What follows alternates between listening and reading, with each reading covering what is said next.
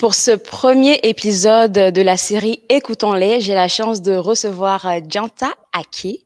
Et aujourd'hui, notre thématique, toi et moi, on va parler de vivre dans le corps d'un homme parce que moi, j'ai envie de comprendre c'est quoi la masculinité, c'est quoi qui vous définit en tant qu'homme. On veut vraiment aller à la découverte des hommes et merci de t'être prêté au jeu.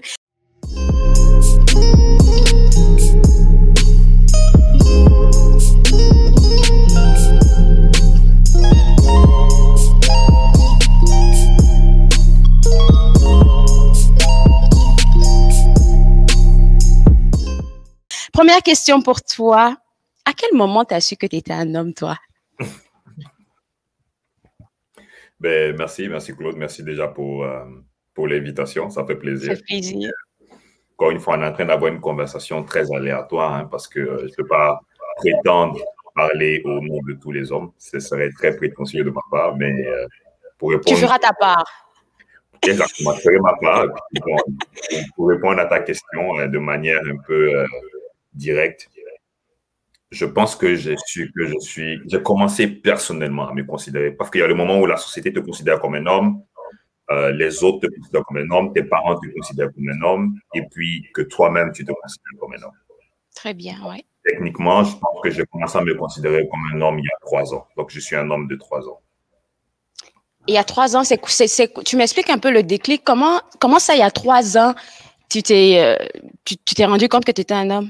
Je pense que c'est lorsque j'ai réussi à développer à l'intérieur de moi-même un sens de la sécurité et de l'indépendance totale. Et aussi certains réflexes, je vais dire, un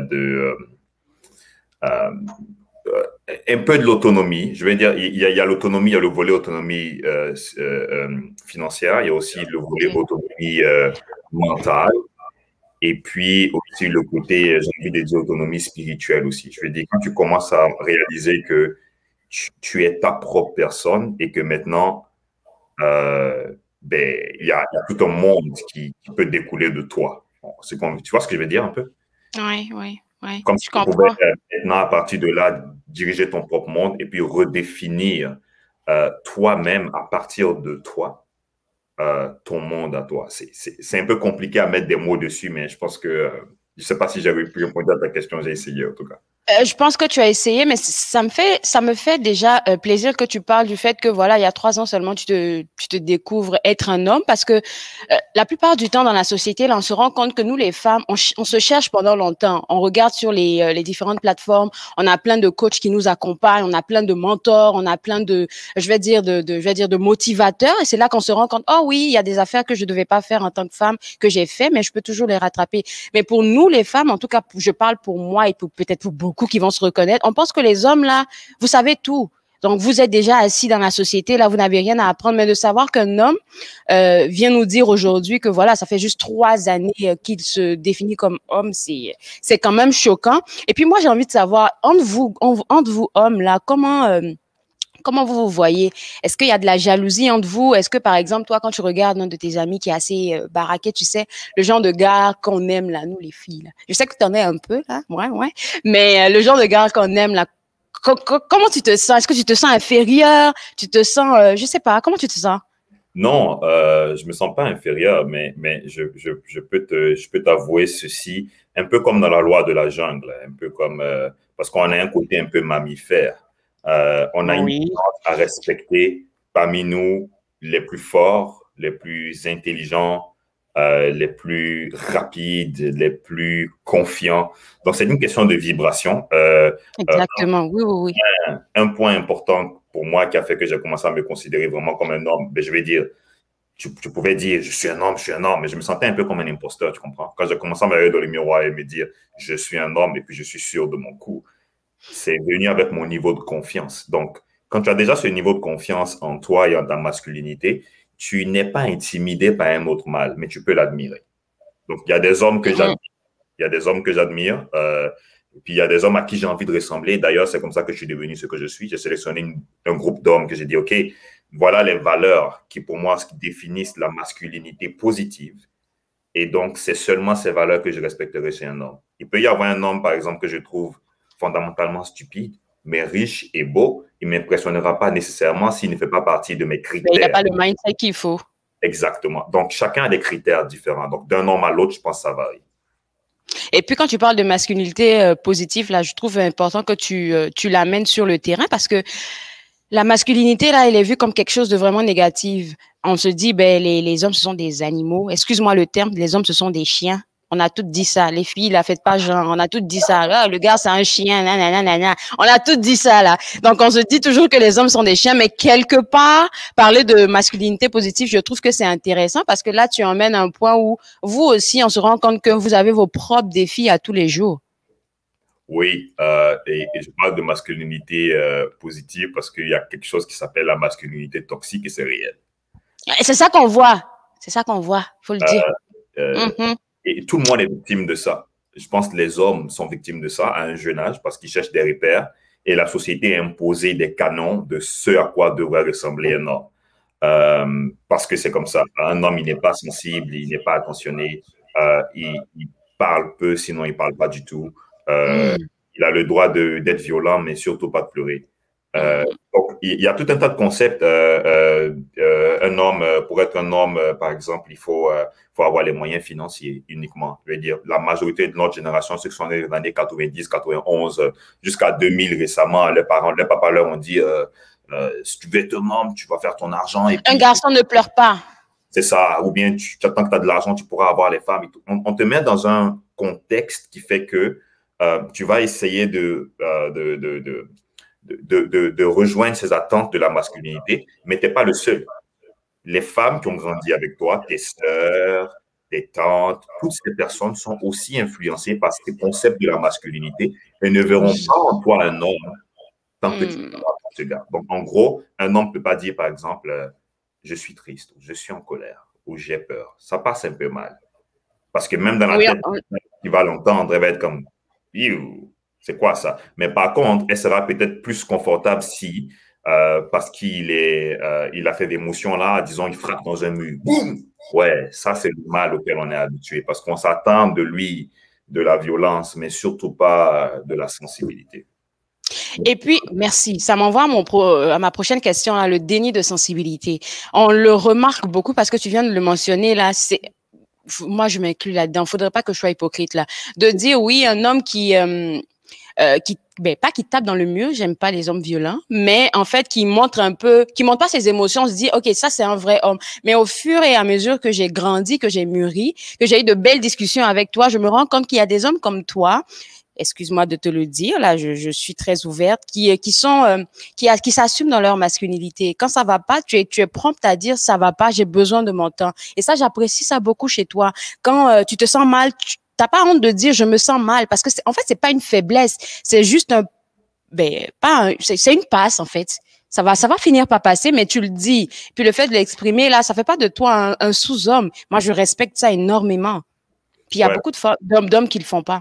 C'est un gros conflit parce que c'est drôle parce que j'étais un jour sur Clubhouse justement et puis j'entendais des dames qui disaient on aimerait ça que les hommes soient plus sensibles et tout, tralala. Et puis j'écoutais, je rigolais. Puis quand c'était mon tour de parler, j'ai demandé aux dames, j'ai dit est-ce que vous savez faire la différence entre vos fantasmes et ce que vous voulez vraiment? J'ai dit qu'est-ce que tu veux dire? Et là, je leur ai dit quand vous étiez au lycée, le gars qui attirait votre attention, est-ce que c'était le gars sensible, c'était le gars attentionné, le gars qui écrivait des lettres d'amour, qui mettait du parfum dessus et qui le glissait dans votre casier? Non, lui, il ne m'intéressait pas. Exactement. Le pauvre. Le même gars, il a grandi et il a appris de ses expériences qu'il ne doit pas montrer certaines émotions qui sont directement associées à cause du contexte dans lequel on a été élevé, de notre système de pensée, à de la fragilité. Et ce qui fait que le côté animal, le côté mammifère en nous, mâle, et en elle, femelle, fait que, I don't feel safe. Ce gars, il ne sent pas en sécurité avec lui parce qu'il est fragile. Je vais dire, tu parles à un gars quand même qui est allé, je raconte cette histoire, ça me fait rire. J'ai envoyé une dame au cinéma, on regardait un film qui était super le fun. J'avais su de l'œil gauche seulement. Et parce que le film était émouvant. Puis elle s'est moquée. Tu as pleuré au cinéma avec une fille. Janta. Tu vois, c'est le film. Mon père m'a raconté une anecdote comme ça. Excuse-moi, papa, je l'ai balancé. Il m'a dit ça.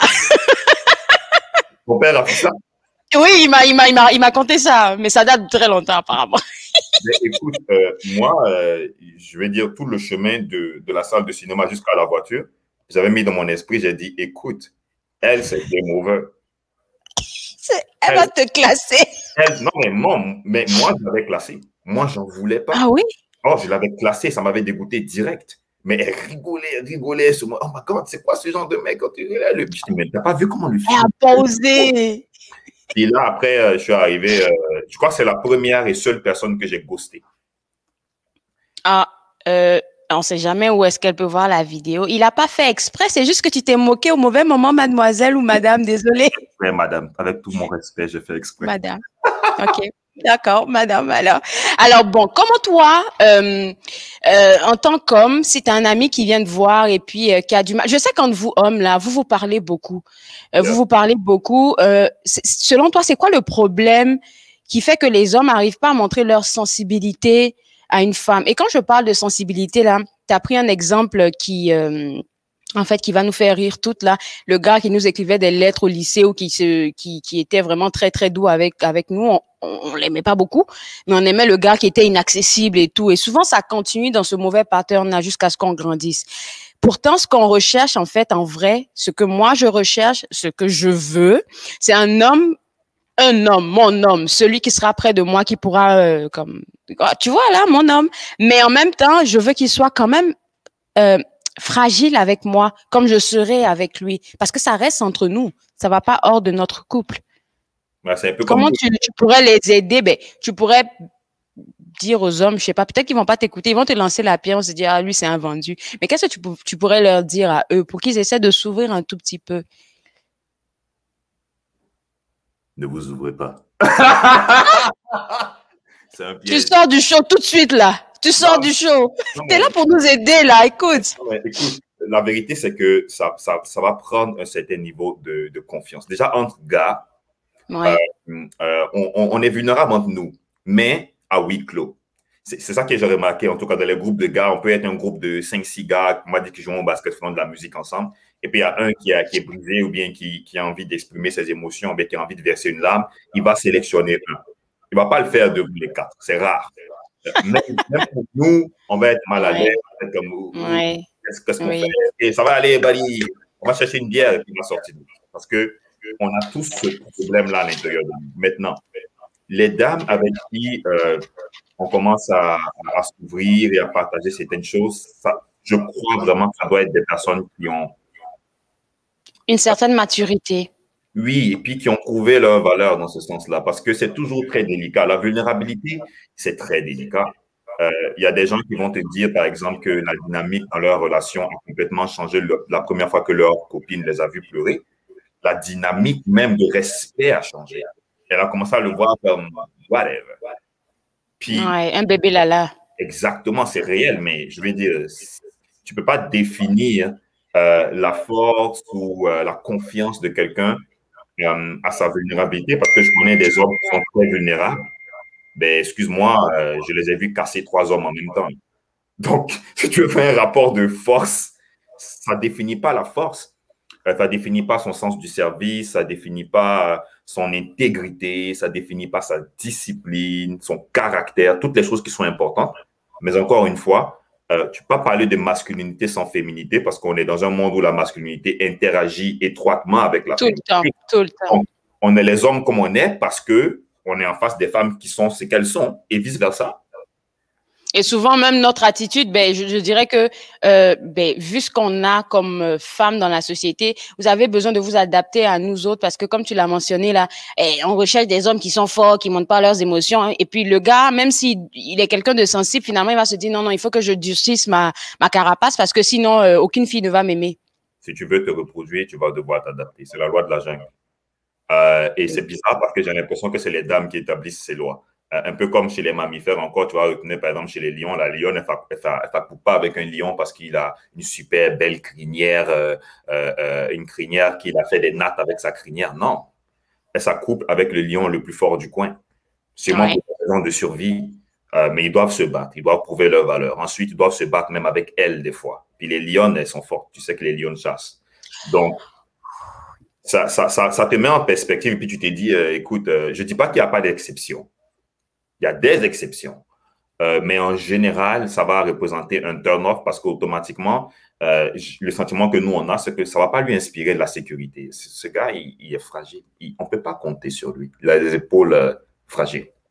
Tu vois? Non, mais il faudrait aussi que les hommes, on parle de fragilité là, Élie, tu l'as dit, c'est la loi de la nature, mais il faudrait pas que tu sois excusez-moi le terme là, mais une mauviette. Tu vas pas rester là à pleurer devant chaque situation. La fille vient te dire, elle a perdu 500 000 ou tu vas commencer à pleurer comme, ouais, non, tu fais pas ça. Mais là, tu essaies de lui parler.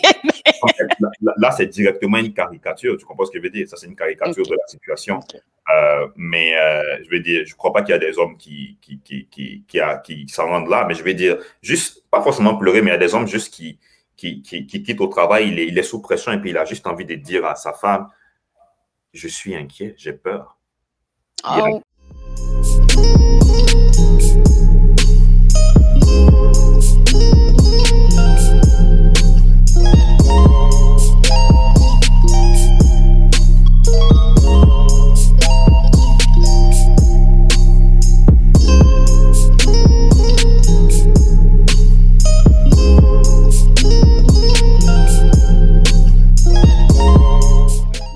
On est en train de faire des coupures au travail et puis je sens que je vais perdre ma job et puis j'adore cette job et puis ça m'angoisse, je n'arrive pas à dormir. Mais maman a dit, elle est là pour te parler. C'est tout ce qu'on demande. Soyez ouverts, parlez. Regardez, on a de belles poitrines là. Je m'inclus là-dedans. Là. Fais bien dodo là et puis c'est terminé là. Juste pour dire que c'est important de vous ouvrir à vos partenaires parce que pourquoi j'ai invité Élie là, c'est juste parce que lui, il a fait son travail sur lui. Je le connais depuis un bon bout de temps. Il a fait son travail sur lui et puis bon, en tout cas, ça donne de bons résultats. Alors, en tout cas, jusqu'à date, il n'est pas devenu autre chose. Là. Jusqu'à date. Écoute, une dernière question pour toi. L'infidélité, là. Oui. On pense toujours que quand vous êtes infidèle, là, ou du moins quand vous nous faites des affaires comme vraiment dirty, vilaines à voir, vous ne souffrez pas. Est-ce que vraiment, vous ne ressentez pas le mal que vous nous faites souvent? Pas de joker. OK. Pourquoi tu prends du temps à répondre comme ça? C'est bizarre ton affaire. Je prends du temps parce que je n'ai pas l'expérience. J'ai pas l'expérience de l'infidélité, je ne l'ai jamais eu. OK? Je suis plutôt du style. Chapeau! Non. Elles vont penser que tu mens alors que c'est la vérité. C'est pas grave. Peu importe ce Elles vont penser que tu mens alors que c'est la vérité. Parce que je peux témoigner. Pour moi, c'est simple. Je vais dire, il y a plusieurs raisons. J'ai eu plusieurs expériences dans ma vie qui m'ont conditionné à être comme j'étais, comme je suis. Mais j'ai jamais vécu l'expérience de l'infidélité parce que j'ai un point qui est très important dans ma relation avec ma masculinité, c'est l'intégrité. Je ne peux pas me tenir devant un miroir et prétendre que je suis quelqu'un que je ne suis pas. Et c'est en lien aussi directement avec ma spiritualité. Donc, c'est quelque chose qui m'affecterait. Mais si quelque chose ne me plaît pas ou ne me plaît plus, en général, je déconnecte. Et je pense que c'est une question d'intégrité et d'honnêteté. Ceci dit, je ne pense pas que les gars et tous les gars qui font de l'infidélité s'en foutent complètement. Je ne pense pas. Parce que des conversations que j'ai eues avec certains des gars que je connais qui sont en couple et qui ont déjà fait des infidélités, ils le vivent mal. Puis souvent, les infidélités ne sont pas question de juste physique. Tu croirais pas, mais je connais du monde, par exemple, qui n'arrive pas à être, comment on va dire, complètement imprégné dans une seule relation parce que ça les rend de plus en plus vulnérables et ils ont besoin de fuir la personne avec qui ils se sentent le plus vulnérables. Alors, du coup, I know them, oh. I know them. Les expériences sexuelles pour ne pas rester trop connectés parce que ça leur fait mal. Mais en vrai, s'ils se feraient prendre tout de suite, ils diraient non, ils ne veulent pas la perdre. Pourtant, ils font le move. Donc, c'est comme, je pense que c'est une question d'honnêteté, de communication dans chaque couple aussi. Il peut y avoir des infidélités parce que certaines personnes ne sont pas monogames, mais se forcent à la monogamie à cause de notre société. Ben, il y a ce qu'on appelle les couples ouverts, discutez-en. Je veux dire, par exemple, avec ta copine, écoute, pour X, Y raison, j'ai besoin d'avoir des expériences physiques, j'appuie sur physique. OK. Tu as un point de diversité, et puis tu serais surpris qu'elle est cool avec l'idée. Non, mais je dis ça comme ça, je dis rien, mais il y a des gars. Je sais. Il y a des gars qui sont cool avec l'idée que leur dame fasse la même chose. Mais Ouais, oui, oui. Ah oui, hein? On dirait que tu parles en connaissance de cause. Non, je ne connais pas grand-chose. Écoute, je suis un jeune homme qui commence dans le... Mais honnêtement, je pense que c'est une question d'intégrité parce que c'est pas quelque chose que les gens font à quelqu'un. Je pense que quand tu es infidèle, tu es d'abord infidèle à toi-même. À toi-même, je t'ai dit. Et c'est ça qui est le plus traumatisant pour beaucoup de gars qui font des infidélités parce que tu perds ton identité dans le processus. Tu prétends être monogame alors qu'en vrai, tu ne l'es pas.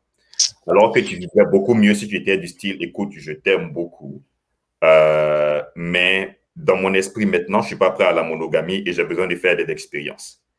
Tu serais surpris, il y a des gens qui sont vraiment dans ce paradigme. Mais il faut avoir la conversation plutôt que de se cacher comme un gamin, à cacher son téléphone, à avoir peur Ah. au-dessus de tes épaules à longueur de journée. C'est pas très C'est viril. stressant. C'est pas une bonne énergie, là. Mais il y en a qui se complaisent dedans et puis je trouve ça ridicule. Mais écoute, tu vas pas aller dire à la fille, en tout cas en 2021. Oui, tu peux en trouver, mais tu prends le risque, en fait, de perdre la personne à qui t'es attaché. Je pense que c'est pour ça que certains hommes sont hypocrites. En fait, c'est pas qu'ils n'aiment pas leur conjointe ou, ben, je vais dire leur conjointe, mais ils se disent, bon, je vais aller voir avec une telle là, ça va aller vite, c'est juste physique.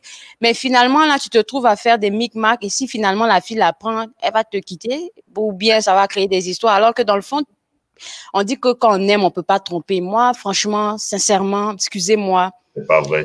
Voilà, j'y crois pas vraiment. On va dire, ah ouais, donc s'il te trompe, tu vas rien dire. Il va voir s'il me trompe. Ça, c'est entre nous. Mais le problème, c'est que, je me dis, c'est des choses qui peuvent arriver. Je n'excuse rien du tout, mais je me dis, c'est des choses qui peuvent arriver, mais après, il faut savoir dealer avec ça. Et des deux côtés, hein, je veux dire, homme Je comme vais ça. aller faire aussi, et puis ça va faire Z. Tu as vu l'affaire de Jada Smith. Non, mais écoute, listen, honnêtement, Ouais. je reste convaincu que des fois, l'infidélité n'a rien à voir avec le manque d'amour. Ouais. Avec l'âge maintenant, avec le temps, C'est ça. je commence à avoir de la perspective. C'est sûr que l'amour a quelque chose à voir avec le respect et l'intégrité. Donc, si tu t'assois avec une femme et que vous deux, vous vous dites, écoute, je suis seulement investi dans une relation monogame et exclusive avec toi et tu es la seule personne avec qui j'aurai des expériences sexuelles, tu tiens ta parole par respect. Ça ne veut pas dire du tout que quand tu vas voir Alicia ou bien Aïcha passer, ton cerveau ne va pas commencer à aller dans toutes les directions. Tu seras intègre avec toi-même, tu comprends? Mais si c'est quelque chose que tu vis, parce qu'il y a des gens qui ont trompé leur copine ou bien il y a des filles qui ont trompé leur mec et puis c'était accidentel. Accidentel, quote unquote. Parce qu'il y a un événement qui était en place. C'est-à-dire, écoute, tu sais que ce gars... C'est un piège de la nature, oui, on sait ça. Physiquement. Tu l'as invité chez toi, vous étiez seul. Vous avez commencé à boire un verre, 2 verres de vin. Tu as mis ta tête sur ses épaules. Tu voulais rien faire, mais en même temps, ton corps voulait faire et puis boum, c'est arrivé. C'est arrivé parce que tu n'as pas mis de la barrière autour de toi. Puis il fut une époque, je vais dire, il y a 4-5 ans de cela, quand j'étais en couple, par exemple, puis j'étais dans un autre paradigme, en fait. Pour rester fidèle à la personne avec qui j'étais, et puis là, en ce moment, c'était même pas sexuel ou quoi que ce soit, hein. C'était que je ne voulais pas qu'il y ait un genre d'intimité que je bâtis avec une autre dame à côté. Donc, il y a des appels que je décrochais plus. C'était bizarre, mais mes amies filles peuvent te témoigner que quand j'étais en couple, c'était comme, oh, Janta, dès qu'il est en couple avec une dame, il a moins de temps. Nos appels nocturnes qui finissaient pas, ça s'arrête. Rester seul à huis clos avec une dame que je sais pertinemment que je trouve belle, ça n'arrivera pas. Puis il y a deux choses, quoi. Genre, si tu me vois, je traîne avec toi seul quelque part, je sais que tu n'es pas un danger. Je t'ai déjà friendzoné, je te considère comme une sœur ou bien je ne te considère pas du tout attirante. Donc, tu n'es pas un danger pour moi. Ça, c'est un gros travail parce que on sait les femmes là, quand on veut quelque chose là, on peut être vraiment très persuasif. Tu sais ça. Oui, mais de se mettre comme des barrières et se dire non, c'est pas quelque chose qui fonctionnera avec moi, ben tu te mets pas dans les conditions. Je suis tellement d'accord avec toi. Oui, oui, il faut éviter de se mettre dans les conditions, mais en même temps aussi, il y a plusieurs types d'hommes. Il y a des hommes qui peuvent décoller de manière physique rapidement. Il y a des hommes pour qui il faut que ça passe par un minimum de connexion intellectuelle ou émotionnelle pour certains. Et puis, il y a juste des hommes, excuse-moi du terme, qui ne sont pas des esclaves du... Du booty. Exactement. Et comme quelqu'un dirait, il y a quelqu'un qui avait dit des esclaves du vagin. Il y a des hommes qui sont pas des gars que tu peux convaincre juste parce que tu as un zip, ta robe, et puis... Je vois quelqu'un dans le studio qui fait comme ça. Non, il y a des hommes qui ne sont pas comme ça. Il y a des hommes qui le font quand ils le décident. Ils existent, j'en connais. So, j'en connais aussi. L'idée que, je vais dire, une femme peut avoir tout ce qu'elle veut parce qu'elle est belle et tout, machin, et puis, c'est pas vrai. Je vais dire, des fois, on est attiré par une dame et puis on réalise que, finalement, ça n'en vaut pas la peine. non, physiquement, tu es attiré. Ton cerveau te dit, oh my God, ta température corporelle monte, ton sang accélère partout, mais t'es comme, mauvaise idée. Mauvaise idée, hein. Et puis, bon, comment tu arrives à te dire, OK, mauvaise idée, et puis tu fais juste comme tu as dit, la friendzonée, la fille, c'est terminé. Non, mais c'est ça. Je veux dire, s'il n'y a pas d'intérêt, il n'y a pas d'intérêt, quoi. À un moment donné, tu peux être intéressé physiquement. Moi, par exemple, ça m'est déjà arrivé d'être intéressé physiquement par une dame. Et puis, c'était curieux parce que à l'époque, je n'étais même pas courageux du style, j'approche une dame puis je commence à lui parler, hey, je m'appelle tel, what's up. Non. Mais elle est passée. J'étais tellement convaincu. Je me rappelle de la robe rouge. J'ai dit, ah non, je parle à cette dame aujourd'hui. C'est hors de question, je ne laisse pas passer. Je l'ai suivi, j'ai dit, hey, salut, ça va? Je me suis présenté. 5 minutes de conversation plus tard, j'étais comme, mauvaise idée. Et la connexion n'était pas là, mais physiquement, écoute, chapeau. OK, ben c'est pas plus mal aussi de se connaître et puis de savoir quand il y a une connexion ou pas. Ouais. Parce que c'est pas parce qu'il y a une attirance physique qu'il faut aller tout de suite bouffer. Donc, je suis tout à fait d'accord avec toi. Belle leçon pour les hommes qui vont l'écouter. N'allez pas fouiller un peu partout. En tout cas, moi, j'ai passé le message. Dianta, merci beaucoup pour ce petit moment que tu nous as accordé, que tu as accordé à la page Érotique Abaya BC. Je te remercie. Et puis sur ce, pour les gens qui nous regardent, merci beaucoup. Et puis pour les gens qui nous regardent, là, si vous n'êtes pas encore abonné à la page Érotique Abaya BC, moi, je vous inviterai à me lâcher un petit like et un petit j'aime sur la page. Au plaisir. Et au prochain épisode, écoutons-les. On va parler d'un sujet assez intéressant. J'espère que vous serez des nôtres. Au revoir.